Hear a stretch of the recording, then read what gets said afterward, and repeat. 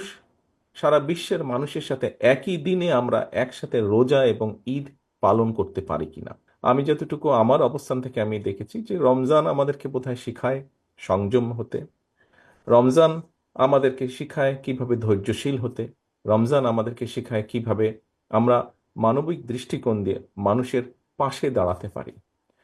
শুধু বোধহয় মানুষই নয়, আল্লাহর সৃষ্টি, প্রতিটি সৃষ্টির পাশে যাতে আমরা, যেহেতু আল্লাহ আমাদেরকে মানুষ সৃষ্টির সেরা জীব হিসাবে সৃষ্টি করেছেন, আমাদের দায়িত্ব নিশ্চয়ই প্রকৃতির যা কিছু আছে, যা যা আল্লাহর সৃষ্টি, সবই আল্লাহর সৃষ্টি, আমাদের আশেপাশে যা আমরা দেখি, যা আমরা যতটুকু জানি, সেই সৃষ্টিকে যতটুকু সম্ভব সৃষ্টির পাশে দাঁড়ানো, সেটিকে রক্ষা করা বা সেটিকে সহযোগিতা করা, সেটিকে যত্ন নেওয়া।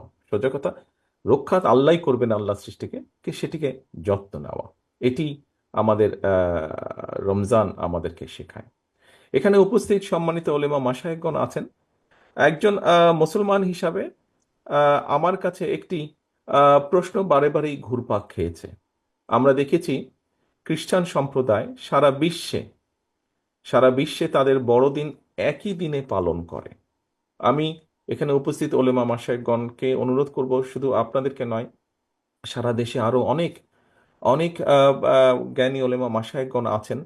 আমরা চিন্তা করে দেখতে পারি কিনা, আমরা আলোচনা করে দেখতে পারি কিনা যে বাংলাদেশের মানুষ সারা বিশ্বের মানুষের সাথে একই দিনে আমরা একসাথে রোজা এবং ঈদ পালন করতে পারি কিনা।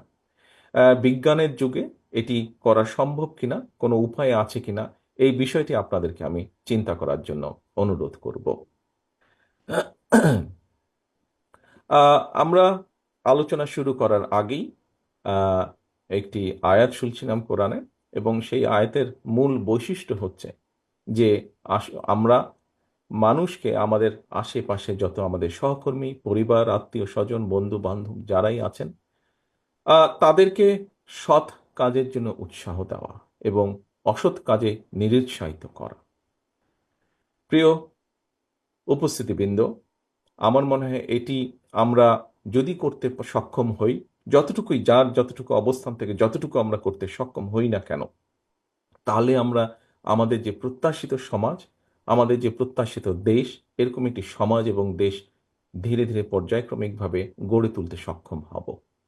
রমজানের এই দিনে, প্রথম রমজানের এই দিনে আমরা আল্লাহর দরবারে আবারও হাত তুলি। আসুন আল্লাহর দরবারে হাত তুলে আমরা নিজেদের জন্য, নিজেদের বাবা মা, আত্মীয় স্বজন, এখানে আমাদের এতিম বন্ধু যারা এসেছে, তারা যেই আপনজনকে হারিয়েছে, তাদের সকলের জন্য হাত তুলে আল্লাহর দরবারে আমরা দোয়া চাই। আল্লাহর দরবারে আমরা দোয়া চাই আমাদের এই যে প্রিয় মাতৃভূমি, যেটি আমাদের প্রথম এবং যেটি আমাদের শেষ ঠিকানা, সেই মাতৃভূমিকে যেন আল্লাহ একটি রহমত দেন, যে রহমতের কারণে আমরা প্রতিটা মানুষ, এই দেশের প্রতিটা মানুষ